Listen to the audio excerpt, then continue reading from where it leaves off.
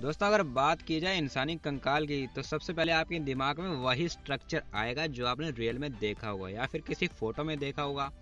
जैसे आप अभी देख रहे हो, अब आपको देखकर बिल्कुल नॉर्मल लगा होगा क्योंकि हम कभी ना कभी ऐसे कंकाल देखते रहते हैं। लेकिन दुनिया उस वक्त बिल्कुल हैरान हो गई थी जब उन्हें 6 इंच का इंसानी कंकाल देखने को मिला। तो जानिए क्या यह एलियन है या फिर रियल एक इंसान का कंकाल। तो कुर्सी की पेटी बांध लीजिए क्योंकि मैं आज आपको मिलवाने जा रहा हूँ एक 6 इंच के इंसानी कंकाल से।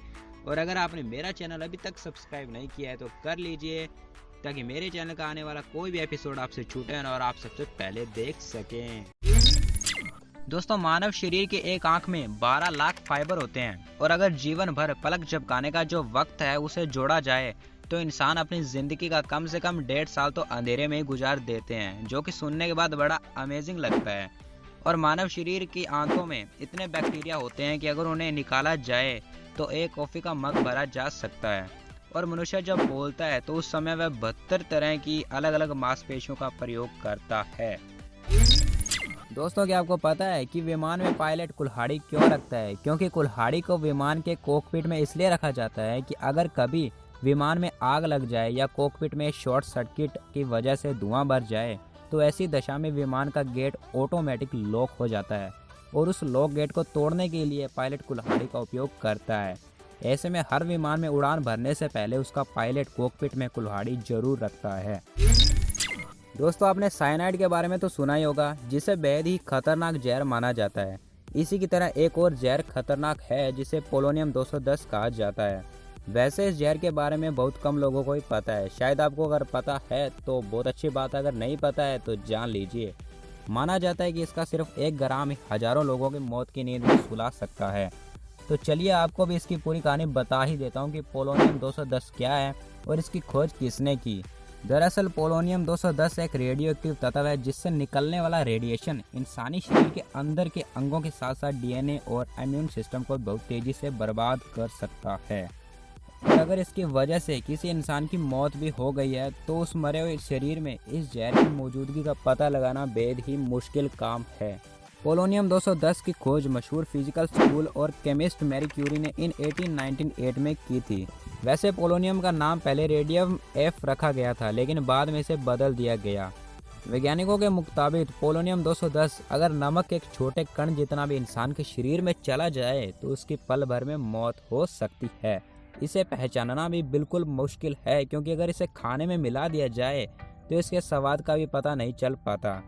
कहते हैं कि पोलोनियम 210 जहर की पहली शिकार इसके खोजकर्ता मैरी क्यूरी की बेटी इरीन जूलियट क्यूरी थी, जिसने इसका एक छोटा सा कण खा लिया था। इसकी वजह से उसकी तुरंत मौत हो गई थी।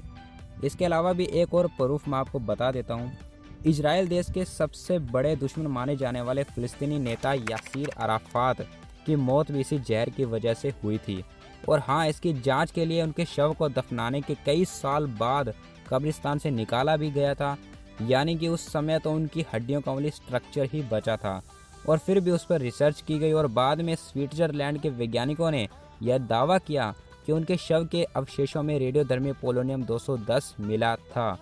अब आप खुद ही समझ लीजिए कि इस जहर को कितना घातक माना जाता है। दोस्तों प्लेसिबो इफेक्ट दरअसल डॉक्टर्स द्वारा बोले जाने वाला एक झूठ, जिसमें मरीज को कहा जाता है कि वह जल्दी ही ठीक हो जाएगा और वह सच में ठीक होने लगता है। लेकिन दोस्तों मैं आपको बता दूं कि डॉक्टर इसका इस्तेमाल हर मरीज पर नहीं करते बल्कि उनके ऊपर करते हैं जिनकी ठीक होने की उम्मीद होती है। और रिसर्च के बाद पाया गया कि जितने मरीजों पर प्लेसिबो इफेक्ट का इस्तेमाल किया गया था वो जितने जल्दी ठीक होने थे उससे भी कहीं जल्दी ठीक हो गए। क्योंकि मरीज को जब डॉक्टर्स बोलते हैं कि आप जल्दी ही ठीक हो जाओगे तो उनके माइंड में ये बात सेट हो जाती है कि डॉक्टर्स को तो ये पता है कि हमें कौन सी दवाई देनी है और कौन सा ट्रीटमेंट कब करना है। तो डॉक्टर्स जब उनको बोलते हैं तो मरीज उस बात को जल्दी कैच कर लेता है और फटाक से वही बात उनके माइंड में जाकर चिपक जाती है। और माइंड के अकॉर्डिंग ही हमारा पूरा शरीर काम करता है, ये तो शायद आपको पता है।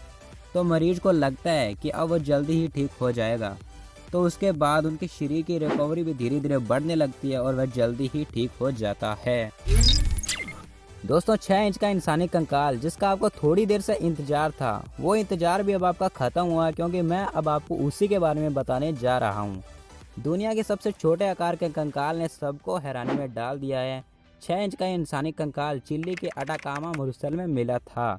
ऑस्कर मुनोज नाम के डॉक्टर्स ऐतिहासिक चीज़ों के खोज में लगे थे जब उन्हें कंकाल मिला था। खबरों के मुताबिक यह अजीबोगरीब कंकाल 19 अक्टूबर 2003 को चिली में मिला था। इस 6 इंच के कंकाल का इंसानों जैसा ही ढांचा है, लेकिन इस कंकाल की ओनली 9 पसलियां हैं। इस कंकाल को लेकर चिली में कई अनुमान लगाए जा रहे हैं। कुछ लोगों ने इसे अविकसित भ्रूण तो कुछ लोगों ने इसे बंदर का भ्रूण बताया, जबकि कई लोगों का दावा है कि यह एक मर्द एलियन है।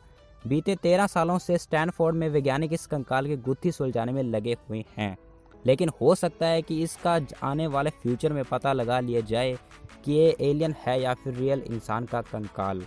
तो दोस्तों, आज का टॉपिक आपको कैसा लगा हमें कमेंट करके ज़रूर बताएं, और अगर हमारी वीडियोज़ आपको पसंद आई तो ठोको लाइक और करो सब्सक्राइब, ताकि आने वाला एपिसोड अपलोड होते ही आप देख सकें।